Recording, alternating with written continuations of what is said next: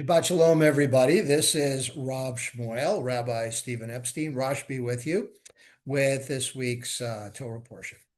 So I've basically been focusing on the parshas, as you know, and little bits and little bits of Judaica here and there. I haven't really been talking about the news and what's going on, in the world. As a rabbi, one of the things I make a point of not doing is making political statements. I keep myself neutral, and for the record, I do not belong to any party, any of them. I'm unaffiliated, neutral, independent, whatever the right term is. And I do that for a specific reason. In my congregation and people I meet have opinions, and these days people are very opinionated. They have an opinion, and that's the way it is. And they feel very, very strongly about it. And I respect that. I don't judge what a person's opinion is, unless, of course, they're anti-Semitic, or I just call it out what it is. It's Jew hating, even anti-Zionist. There's no such thing in my mind about of whether you're anti-Zionist or anti or Jew hating or anti-Semitic, because part of being Jewish means that we want to have our ancient land. Now, of course, we want peace. That's the whole point of Judaism, is peace. It's in our daily prayers, the Amidah, the Tefillah, that prayer that we say silently standing up, and then morning and afternoon it's repeated. The last prayer is Sim Shalom. In the morning, grand peace, and in the afternoon and the evening, the prayer switches a little bit to Shalom Rav, great peace. That's what we want. We don't want conflict. We want to live our lives. We want to do God's work, and that's really it. But, people have been persecuting and oppressing us for years and years and years. We know that. And we do our best to deal with it and get through and thrive despite. So what's going on in the world today, I think, is kind of a just kind of a we've this is how we got here. It's what it is. And people have various opinions on how to be Jewish and what Jews should feel and they shouldn't, how we mesh with politics in this country and other countries. And again, I don't want to judge. I want to listen when people espouse their political views. I listen. And that's the way it is. So I don't really get involved in it. Yes, I have opinions, but I don't express them. Again, because I want to be neutral, so I'm open, so people feel comfortable talking to me, that they're not going to be judged. And that's it. So the only thing I'm going to recommend and advise is that when you are looking at what's going on in the world, in politics, and any issue for that matter, do some research. Look at various news sources, think for yourself. We humans, we have these frontal lobes. We can think critically. We can analyze, and that's what we do. That's why Torah is so great. And that's why it's kind of vague in a lot of places, because God wants us to think. God wants us to analyze. And if you look at the Talmud, these debates that are put forth by various Tanaim, these are the rabbis that put together the Talmud, and the Amoraim, the ones that commented on the Talmud after it was put together. This is why 95% of the debates end with "let the matter stand unresolved," because rabbis have their opinions and they're both correct, right? Hillel and Shammai, conservative, liberal, whatever it is. Okay, all right, enough preaching. Let's talk about Tzav, command. So if we look at what's been going on in the Torah up to this point, Leviticus starts with what the offerings are going to be, the 4 offerings, or the 5 actually. The burnt offering, everything goes up to God. Here you go. Thank you very much. And, I want to get close to God. So here's a sacrifice. You get to keep it all. The Thanksgiving offering, where thank you for seeing me through a treacherous journey, through a surgery, being in whatever the case is. This is my offering. We share it with God, and we sit down and eat some of it. The mincha offering, which is the flour offering that accompanies a lot of these offerings. The sin offering, gee, I didn't know. I guess I made a mistake. Let me offer, let me offer an apology and get redemption. And finally, the guilt offering. Gee, I didn't know that thing was the temples. I used it, so let me give you back what I took plus a fifth of it, to make up for it. And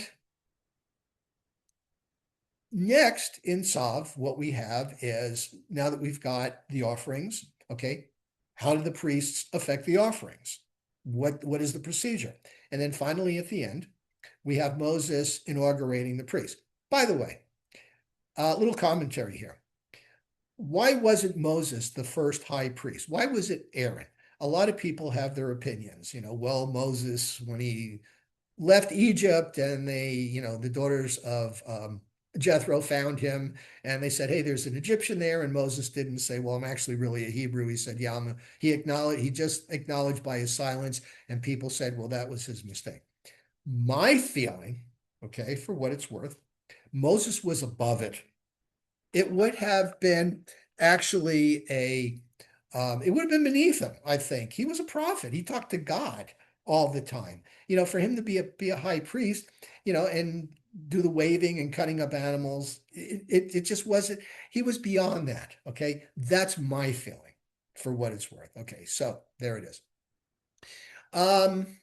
So isn't it interesting that it's kind of backwards? We have what the offerings are, how to do them, and oh yeah, let's inaugurate the high priest and the priests so they can do it.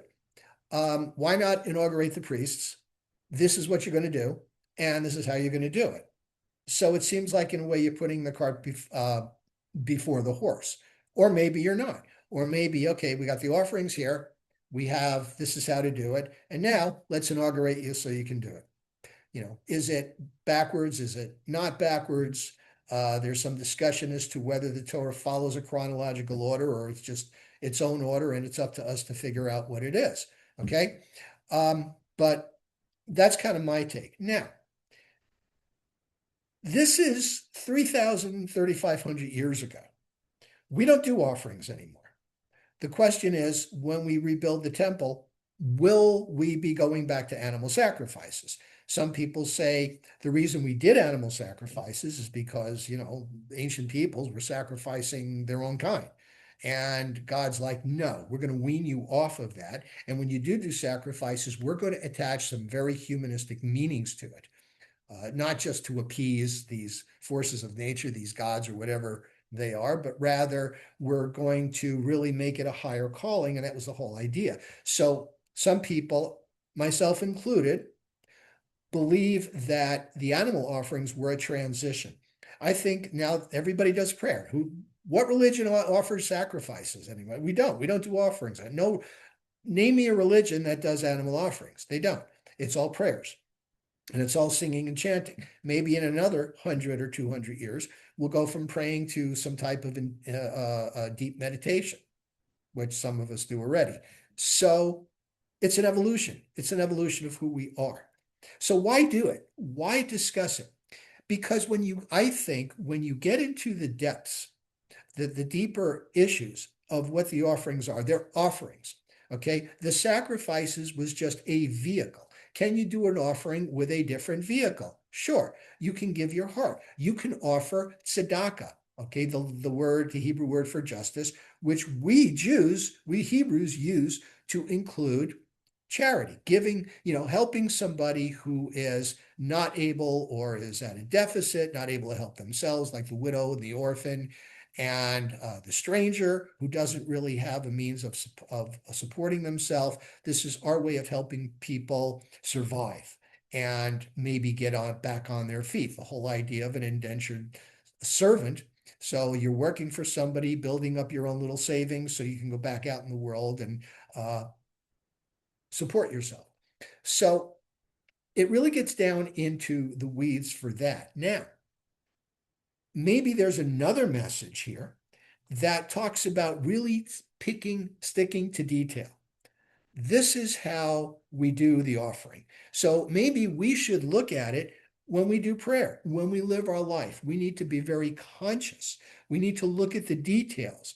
We need to be a little OCD about how we do things with prayers, with going about our lives, with giving tzedakah, with doing tzedakah, doing mitzvah. We need to really take care in doing things the right way and just doing them, right? So maybe that's part of the lesson of this. We're not going to be doing the offerings, at least not maybe in the near future. Hopefully, I'm wrong and the third temple will get rebuilt tomorrow. But if it doesn't, in the meantime, let's pay particular attention to detail and being grateful to God and taking that gratitude and expressing it towards our fellows in daily life. One of the prayers I include when I do a service and when we do the blessings of the Torah at the beginning of our morning service, I say this when I do my own prayers and I say this when I do Shabbat prayers, is I am hereby taking upon the commandment to fulfill the commandment of to love our fellows as ourselves, from Rabbi Isaac Luria, one of the mystics of Safad in Spain in the Middle Ages. Great way to start the day. Okay, go out, love your fellow as yourself, pay particular attention to your activities, do the best you can, and Shabbat Shalom.